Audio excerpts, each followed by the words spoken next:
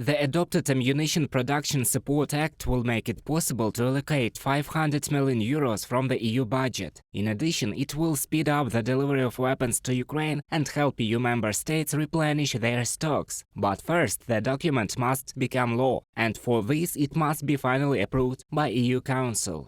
Vote marks another step forward for Europe's security and defense and in our steadfast support of Ukraine in the face of the ongoing Russian aggression. We delivered on the most urgent aspect of the law, ensuring the provision of more ammunition for Ukraine. Christian Bushoy, head of the negotiating group of the European Parliament, from the message of the press service of the European Parliament. In May, Ukraine received more than 220,000 artillery shells and at least 1,300 missiles from EU countries. Cluster munitions, which have already arrived from the United States, have not yet been used at the front. Alexander Tarnavsky, commander of the Tavria Operational Strategic Group, spoke about this in an interview with CNN. We have just received cluster munitions and they can make a huge difference on the battlefield. The enemy will give up the part of the terrain where they can be used. The Russians think that we will use shells in all sectors of the front. This is very wrong, but they are very worried. Alexander Tarnavsky, commander of the Operational Strategic Grouping of Troops Tavria, in an interview with CNN. The supply of cluster munitions was personally approved by US President Joe Biden. In his words, it was a very difficult decision. Earlier, Volodymyr Zelensky said that providing Ukraine with this type of ammunition is a matter of justice, because Russia constantly uses cluster shells on Ukrainian territory. Military experts believe that such support is necessary for Kyiv. Of course, the transfer of a new batch of cluster munitions, to a certain extent they will compensate us for the very shortage of ammunition.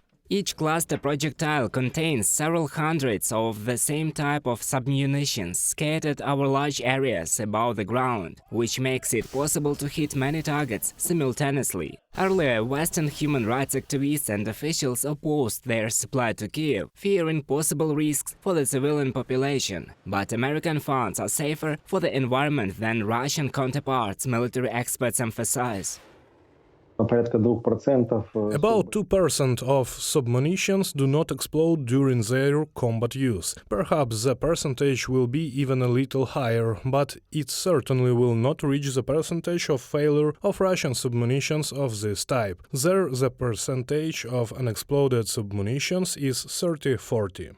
Ukraine is supported by the whole world. Bulgaria will soon send about 100 armored vehicles. Germany will provide Kyiv with 2 launchers for the Patriot air defense system, 40 Marder infantry fighting vehicles, 25 Leopard 1 tanks, and 1 Luna unmanned aerial vehicle system. And Denmark is going to transfer drones to Kyiv to scan mines. These drones are used for non-technical inspection of territories, including water bodies, for the presence of explosive objects. This is the latest innovative approach to the survey of territories. Alexei Reznikov, Minister of Defense of Ukraine, on Twitter. The unique experience of the Ukrainian army at the front brings Ukraine closer to joining NATO, experts are sure. In their opinion, the results of the last summit in Vilnius showed that it was Ukraine that changed the alliance. The